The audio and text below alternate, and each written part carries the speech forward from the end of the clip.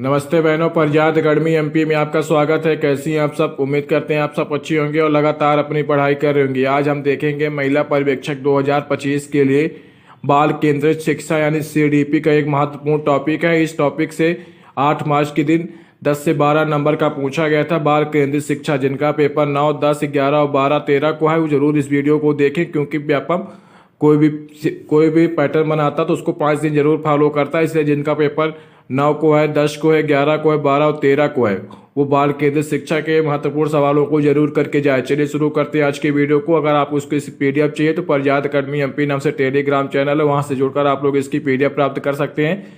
Channel में पहली बार, channel को सब्सक्राइब कर लीजिएगा। वीडियो अच्छी लगे तो लाइक कीजिएगा और शेयर कीजिएगा, कमेंट करके जरूर बताइएगा। चलिए शुरू करते हैं क्वेश्चन नंबर 1 से। क्वेश्चन नंबर 1, बाल केंद्रित शिक्षा का मुख्य लक्ष्य क्या है? ऑप्शन देखिए, बच्चों को अनुशासन सिखाना, सिखाने में उनकी सक्रिय भागीदारी सुनिश्चित करना, शिक्षकों की भूमिका बढ़ाना, केवल पाठ्यक्रम पूरा करना। बाल केंद्रित शिक्षा का मुख्य लक्ष्य क्या है? इसका आंसर होगा ऑप्शन बी, सीखने में उनकी सक्रिय भागीदारी सुनिश्चित करना, ऑप्शन बी। क्वेश्चन नंबर 2, बाल केंद्रित शिक्षा में सबसे महत्वपूर्ण घटक कौन सा है? पाठ्यक्रम की जटिलता, शिक्षक का प्रभुत्व, बच्चों की जिज्ञासा और रुचि, रटने की प्रक्रिया। बाल केंद्रित शिक्षा में सबसे महत्वपूर्ण घटक कौन सा है? इसका आंसर होगा ऑप्शन सी, बच्चों की जिज्ञासा और रुचि, ऑप्शन सी। क्वेश्चन नंबर 3, बाल केंद्रित शिक्षा में कौन सा तत्व आवश्यक नहीं है? अनुभवात्मक अधिगम, रचनात्मक और प्रयोग, कठोर अनुशासन, आत्म खोज और अन्वेषण। बाल केंद्रित शिक्षा में कौन सा तत्व आवश्यक नहीं है? इसका आंसर होगा ऑप्शन सी, कठोर अनुशासन। क्वेश्चन नंबर 4, निम्नलिखित में से कौन सा बाल केंद्रित शिक्षा के सिद्धांतों का हिस्सा नहीं है? बच्चों की स्वायत्तता, व्यक्तिगत भिन्नताओं का सम्मान, केवल शिक्षक निर्देशित गतिविधियां, खोज और अन्वेषण आधारित अधिगम। निम्नलिखित में से कौन सा बाल केंद्रित शिक्षा के सिद्धांतों का हिस्सा नहीं है? इसका आंसर होगा ऑप्शन सी, केवल शिक्षक निर्देशित गतिविधियां, ऑप्शन सी।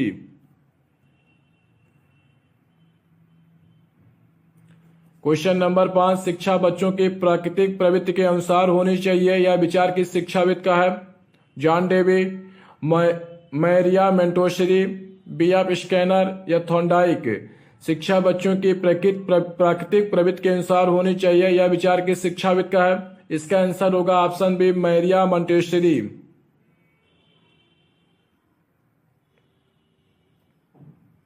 क्वेश्चन नंबर 6, अनुभव के माध्यम से शिक्षा का सिद्धांत किसने दिया?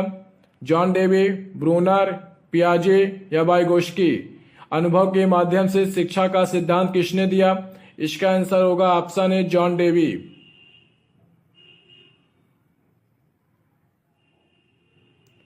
क्वेश्चन नंबर 7, जेन पियाजे ने बच्चे के विकास को कितने चरणों में विभाजित किया है? 2, 3, 4, 5। जेन पियाजे ने बच्चों के विकास को कितने चरणों में विभाजित किया है? इसका आंसर होगा option C, 4।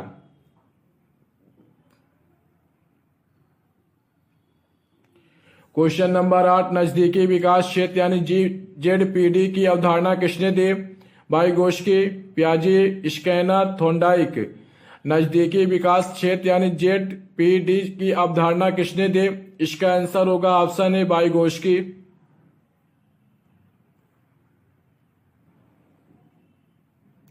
Question number 9, Bruner की संज्ञानात्मक शिक्षा में 3 प्रकार की अभिव्यक्तियां कौन सी हैं? व्यवहार, भाषा और सामाजिकता, संज्ञानात्मक, भाषा और संस्कृत, कार्यवाही, प्रतीकात्मक और चित्रात्मक, मौखिक, शारीरिक और मानसिक।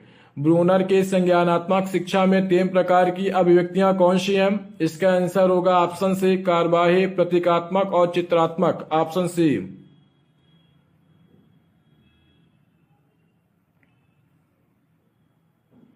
क्वेश्चन नंबर 10, बहुबुद्धि सिद्धांत किसने दिया? पियाजे, गार्डनर, ब्रूनर, स्किनर। बहुबुद्धि सिद्धांत किसने दिया? इसका आंसर होगा option B, Gardner.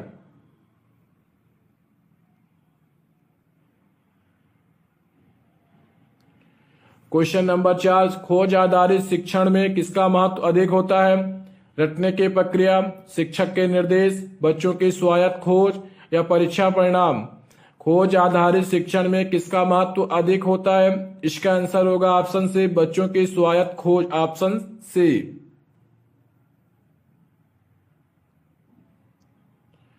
Question number 12, बाल केंद्रित शिक्षक में शिक्षक की भूमिका क्या होती है? ज्ञान का मुख्य स्रोत बनना, सीखने में बच्चों का मार्गदर्शन करना, केवल परीक्षाओं पर ध्यान देना, केवल पाठ्यक्रम पूरा करना।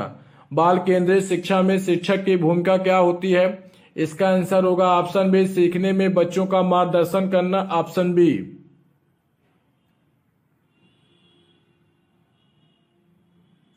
क्वेश्चन नंबर 13, कौन सी शिक्षण पद्धति बाल केंद्रित शिक्षा के लिए सबसे उपयुक्त है? व्याख्यान आधारित शिक्षण, अनुभवात्मक शिक्षण, सख्त अनुशासन पर आधारित शिक्षण, केवल पाठ्य पुस्तकों पर केंद्रित शिक्षण। कौन सी शिक्षण पद्धति बाल केंद्रित शिक्षा के लिए सबसे उपयुक्त है? इसका आंसर होगा ऑप्शन बी, अनुभवात्मक शिक्षक। जो अनुभव से प्राप्त शिक्षण होती है वह बाल केंद्रित शिक्षा के लिए सबसे उपयुक्त होती है, इसलिए इसका आंसर होगा ऑप्शन बी, अनुभवात्मक शिक्षण। क्वेश्चन नंबर 14, निम्नलिखित में से कौन सा सक्रिय अधिगम का उदाहरण है? बच्चों को व्याख्यान देना, बच्चों को परियोजना कार्य देना, केवल किताबें पढ़ने के लिए कहना, सख्त परीक्षा प्रणाली अपनाना। निम्नलिखित में से कौन सा सक्रिय अधिगम का उदाहरण है? इसका आंसर होगा बच्चों को परियोजना कार्य देना, ऑप्शन बी।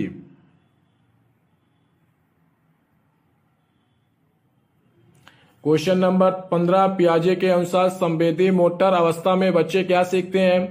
तर्क करना, प्रतीकों का प्रयोग, संवेदनाओं और गति के माध्यम से सीखना, या सामाजिक कौशल। पियाजे के अनुसार संवेदी मोटर अवस्था में बच्चे क्या सीखते हैं? इसका आंसर होगा ऑप्शन सी, संवेदनाओं और गति के माध्यम से सीखना, ऑप्शन सी।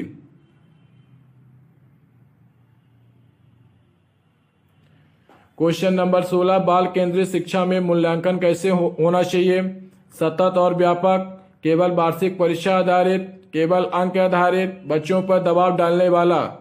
बाल केंद्रित शिक्षा में मूल्यांकन कैसे होना चाहिए? इसका आंसर होगा ऑप्शन ए, सतत और व्यापक।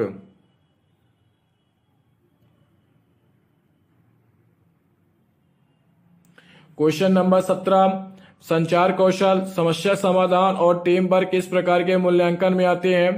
संचार कौशल, समस्या समाधान और टीम वर्क किस प्रकार के मूल्यांकन में आते हैं? इसका आंसर देखिए, पारंपरिक मूल्यांकन, वैकल्पिक मूल्यांकन, केवल लिखित परीक्षा, केवल मौखिक परीक्षा। संचार कौशल, समस्या समाधान और टीम वर्क किस प्रकार के मूल्यांकन में आते हैं? इसका आंसर होगा ऑप्शन बी, वैकल्पिक मूल्यांकन।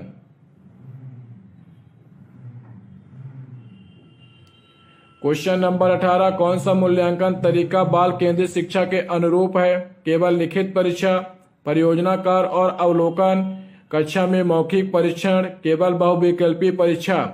कौन सा मूल्यांकन तरीका बाल केंद्रित शिक्षा के अनुरूप है? इसका आंसर होगा ऑप्शन बी, परियोजना कार्य और अवलोकन।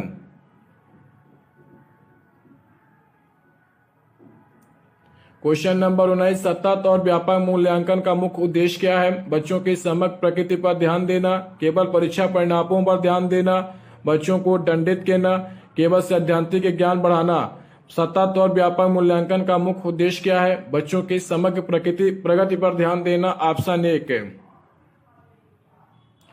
क्वेश्चन नंबर 20, स्वमूल्यांकन का क्या अर्थ है? इसका आंसर देखिए, शिक्षक द्वारा मूल्यांकन, सभी छात्रों द्वारा मूल्यांकन, छात्र द्वारा अपनी प्रगति का स्वयं आकलन करना, अभिभावकों द्वारा मूल्यांकन। स्वयं मूल्यांकन का क्या अर्थ है? इसका आंसर होगा ऑप्शन सी, छात्र द्वारा अपनी प्रगति का स्वयं आकलन करना। वीडियो को आप लोग लाइक कर दीजिए, 20 क्वेश्चन हो गए, 20 क्वेश्चन की और बारी है। वीडियो को लाइक कर दीजिए, चैनल को सब्सक्राइब कर लीजिए प्रजात एकेडमी एमपी को। चलिए शुरू करते हैं। क्वेश्चन नंबर 21, सकारात्मक पुनर्बलन की अवधारणा किस शिक्षाविद ने दी? पियाजे, स्किनर, बास्की, बूनर। सकारात्मक पुनर्बलन यानी पॉजिटिव रेनफोर्समेंट की अवधारणा किस शिक्षाविद ने दी? इसका आंसर होगा ऑप्शन बी, स्किनर।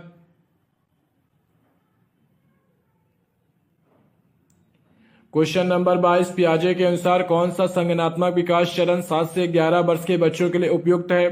संवेदी मोटर अवस्था, पूर्व संक्रियात्मक अवस्था, ठोस संक्रियात्मक अवस्था, औपचारिक संक्रियात्मक अवस्था। पियाजे के अनुसार कौन सा संज्ञानात्मक विकास चरण 7 से 11 वर्ष के बच्चों के लिए उपयुक्त है? इसका आंसर होगा ऑप्शन सी ठोस संक्रियात्मक अवस्था। क्वेश्चन नंबर 23 सामाजिक अधिगम सिद्धांत किसने दिया? Skinner, Bandura, Vygotsky, Thorndike. सामाजिक अधिगम सिद्धांत किसने दिया यानी सोशल लर्निंग थ्योरी किसने दिया? इसका आंसर होगा option B Bandura.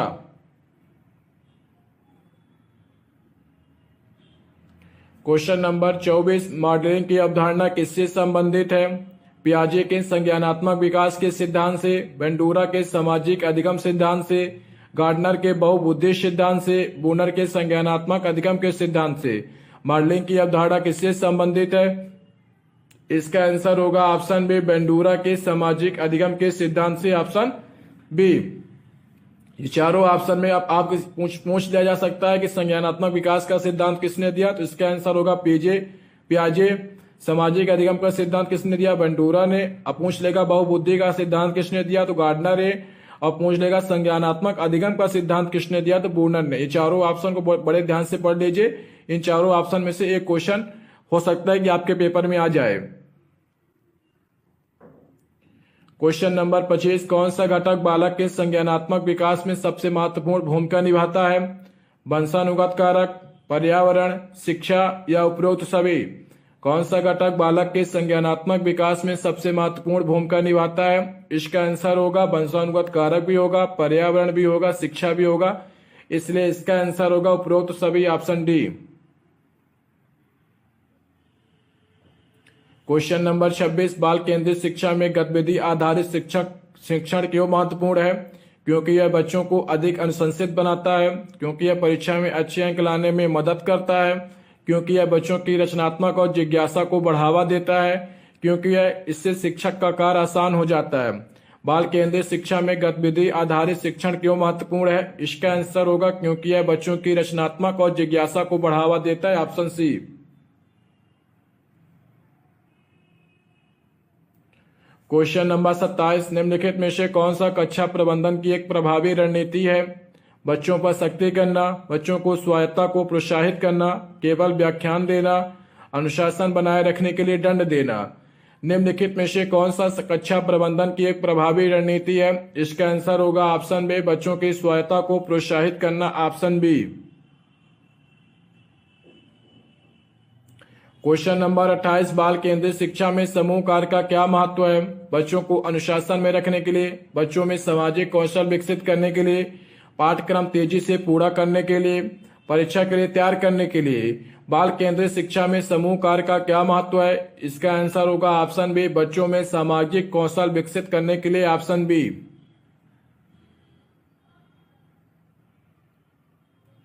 Question number 29 परियोजना विधि का उपयोग किस उद्देश्य से किया जाता है? बच्चों की स्वतंत्र सोच को बढ़ावा देने के लिए, बच्चों को अधिक अंक प्राप्त करने के लिए, बच्चों को अनुशासित करने के लिए, केवल सैद्धांतिक ज्ञान प्राप्त करने के लिए। परियोजना विधि का उपयोग किस उद्देश्य से किया जाता है? इसका आंसर होगा ऑप्शन ए बच्चों की स्वतंत्र सोच को बढ़ावा देने के लिए, ऑप्शन 1। क्वेश्चन नंबर 23 कक्षा में सहकारी अधिगम का उद्देश्य क्या है? बच्चों के बीच प्रतिस्पर्धा को बढ़ावा देना, बच्चों में समूह कार्य और सहयोग की भावना विकसित करना, केवल परीक्षा परिणाम सुधारना, केवल तेज बच्चों को लाभ पहुंचाना। बच्चों में सहकारी अधिगम का उद्देश्य क्या है? इसका आंसर होगा ऑप्शन बी बच्चों में समूह कार्य और सहयोग की भावना विकसित करना, ऑप्शन बी। सीडीपी का क्वेश्चन हल करते समय आपको सबसे पहले ऑप्शन देखना होता है। अगर किसी भी ऑप्शन में केवल आ जाए तो आंसर कभी भी नहीं हो सकता। अगर सवाल पॉजिटिव है तो इसका भी आंसर पॉजिटिव होगा, अगर सवाल नेगेटिव है तभी केवल जैसे विकल्प वही सही होंगे। अगर क्वेश्चन पॉजिटिव है तो केवल वाले जो विकल्प है उनको आप देखते ही काट दीजिए, उनको पढ़ने की आवश्यकता नहीं है क्योंकि उत्तर कभी नहीं हो सकते। क्वेश्चन नंबर 31 बाल केंद्रित शिक्षा में प्रौद्योगिकी का उपयोग क्यों किया जाता है? बच्चों को अधिक स्क्रीन टाइम देने के लिए, बच्चों को सीखने की प्रक्रिया को रुचिकर और प्रभावी बनाने के लिए, शिक्षकों के काम को आसान बनाने के लिए, केवल परीक्षा परिणाम सुधारने के लिए। बाल केंद्रित शिक्षा में प्रौद्योगिकी का उपयोग क्यों किया जाता है? इसका आंसर होगा बच्चों के सीखने की प्रक्रिया को रुचिकर और प्रभावी बनाने के लिए, option B. Question number 32 flipped classroom क्या है? एक ऐसी पद्धति जिसमें शिक्षक पहले पढ़ाते हैं और बाद में होमवर्क देते हैं। यह एक ऐसी पद्धति जिसमें विद्यार्थी घर पर पढ़ाई करते हैं और कक्षा में चर्चा करते हैं। केवल ऑनलाइन पढ़ाई की एक तकनीकी है। केवल स्मार्ट क्लास से जुड़ी एक अवधारणा है। फ्लिप्ड क्लासरूम क्या है? ऑप्शन सी और डी में केवल आ गया, इसलिए आप इसको देखते कर दीजिए, पढ़ने की आवश्यकता नहीं है। इसका आंसर होगा फ्लिप्ड क्लासरूम क्या है? एक ऐसी पद्धति जिसमें विद्यार्थी घर पर पढ़ाई करते हैं और कक्षा में चर्चा करते हैं। Option B. अगर कोई बालक से संबंधित है वही ऑप्शन में उत्तर होगा। अगर कोई चर्चा कर रहा है, सहभागिता बढ़ा रहा है, सामाजिक परिवेश के साथ क्वेश्चन कर रहा है, तो उसका आंसर वही होगा। सीडीपी में आपके 4 से 5 नंबर इसी प्रकार बन जाएंगे अगर आपका कॉन्सेप्ट क्लियर है तो। क्वेश्चन नंबर 33, ब्लेंडेड लर्निंग क्या अर्थ है? ऑनलाइन और ऑफलाइन शिक्षण का मिश्रण, केवल ऑनलाइन शिक्षा, केवल पारंपरिक शिक्षा, केवल कक्षा पर आधारित शिक्षा। ब्लेंडेड लर्निंग का क्या अर्थ है? अगर आपको इसका आंसर भी नहीं पता था, लेकिन अगर आप ऑप्शन छांटना जानते हैं तो आप अपने आप आंसर पे पहुंच जाएंगे। केवल गलत, केवल गलत, केवल गलत।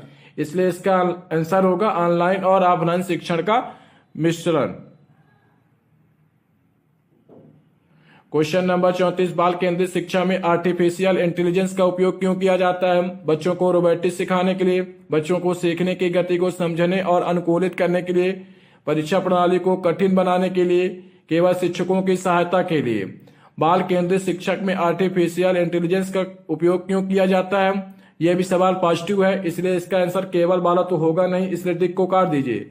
बाल केंद्रित शिक्षा में आर्टिफिशियल इंटेलिजेंस का उपयोग क्यों किया जाता है? इसका आंसर होगा ऑप्शन बी, बच्चों को सीखने की गति को समझने और अनुकूलित करने के लिए। आपके पेपर में इसका आंसर होगा ऑप्शन बी। आपके पेपर में 2 ऑप्शन ऐसे होंगे जो अपने आप कट जाएंगे। 2 ऑप्शन में अगर आपको कंफ्यूजन रहेगा तो आप उसको 50-50% मान के सॉल्व कर सकते हैं, लेकिन कुछ ऐसे कीवर्ड हैं जो क्वेश्चन को हल करने में बड़े आसानी से फायदा पहुंचाते हैं। सीडीपी का यही फायदा है। क्वेश्चन नंबर 35, गेम आधारित शिक्षण क्यों प्रभावी होता है? यह बच्चों को अधिक अनुशासित बनाता है, यह बच्चों को रुचि और सहभागिता बढ़ाता है, यह केवल मनोरंजन के लिए होता है, यह केवल गणित विषय के लिए उपयुक्त है। ऑप्शन सी और डी तो काट दीजिए क्योंकि इसमें केवल आ गया। गेम आधारित शिक्षण क्यों प्रभावी होता है? इसका आंसर है ऑप्शन बी, यह बच्चों की रुचि और सहभागिता बढ़ाता है। अगर रुचि और सहभागिता वाले शब्द किसी भी आंसर आप ऑप्शन में आ गए तो 90% केस में वही आंसर होगा जिसमें रुचि और सहभागिता आ गया वो।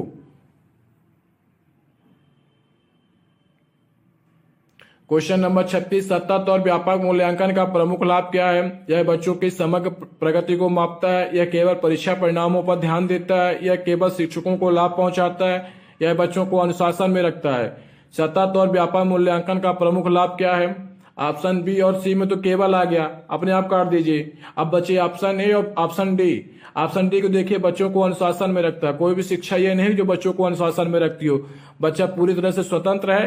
अगर अनुशासन, कठोर जैसे शब्द आ जाए तो उसको आप देखते ही काट दीजिए। इसका भी आंसर डी नहीं होगा। बचा ए, यह बच्चों की समग्र प्रगति को मापता है। सतत और व्यापक मूल्यांकन। क्वेश्चन नंबर 37, कौन सी नीति बाल केंद्रित शिक्षा को बढ़ावा देती है? पारंपरिक बोर्ड परीक्षा, राष्ट्रीय शिक्षा नीति 2020, केवल वार्षिक परीक्षा पर आधारित मूल्यांकन, सख्त अनुशासन प्रणाली। कौन सी नीति बाल केंद्रित शिक्षा को बढ़ावा देती है? इसका भी आंसर केवल वाला काट दीजिए, अनुशासन वाला काट दीजिए। जो पारंपरिक है, पुराने जमाने वाला, वो तो अब नया भारत है, इससे पुराना बात चलेगा नहीं, इसलिए इसका आंसर होगा राष्ट्रीय शिक्षा नीति 2020। अगर आपको इसका आंसर भी नहीं पता, लेकिन अगर आपसे ऑप्शन छांटते बनता है तो ऑप्शन छांट के अपने आप उत्तर निकाल लेंगे।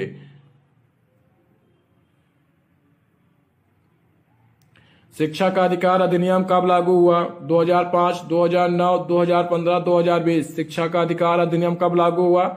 इसका आंसर होगा ऑप्शन बी, 2009। क्वेश्चन नंबर 39, बच्चों को सीखने की शैली कितने प्रकार की होती है? 2, 3, 4, 5। बच्चों की सीखने की शैली कितने प्रकार की होती है? इसका आंसर होगा 3, ऑप्शन बी। एक श्रवण होता है, एक दृष्टि होता है, दूसरा और एक संवेदी मोटर होता है। बहुबुद्धि सिद्धांत के अनुसार बच्चों की बुद्धि कितने प्रकार की होती है? 5, 7, 8, 10। बहुबुद्धि सिद्धांत सबसे पहले किसने दिया था? बहुबुद्धि सिद्धांत गार्डनर ने दिया था। बच्चों की बुद्धि कितने प्रकार की होती है उनके अनुसार? 8 प्रकार की होती है। ये थे आज के 40 सवाल। इसलिए आप लोग चैनल को सब्सक्राइब कर लीजिए, वीडियो को लाइक कीजिए और शेयर कीजिए अपने दोस्तों के पास भी। इसी प्रकार सीडीपी के जितने भी महत्वपूर्ण क्वेश्चन बनेंगे रोज आपको एक टॉपिक के माध्यम से करा दिया जाएगा। चैनल को सब्सक्राइब कर लीजिए, वीडियो अच्छी लगे लाइक कीजिएगा और कमेंट करके जरूर बताइएगा कि वीडियो कैसी लगी। कमेंट करेंगे तो मुझे भी पता चलेगा कि आप लोगों को कैसा लग रहा है, जिससे मुझे भी मोटिवेशनल मिलता रहता है। इसलिए कमेंट करके जरूर बताइए। इसके बाद सीडीपी का कल अगला चैप्टर हम कराएंगे। कमेंट करिए कि इसके बाद आपको कौन सी वीडियो चाहिए। मैथ का लेक्चर हमने अपलोड कर दिया गया, मैथ को अगर आपको देखना है तो मैथ जाके देख लीजिए। चलिए मिलते हैं अगले वीडियो में, धन्यवाद।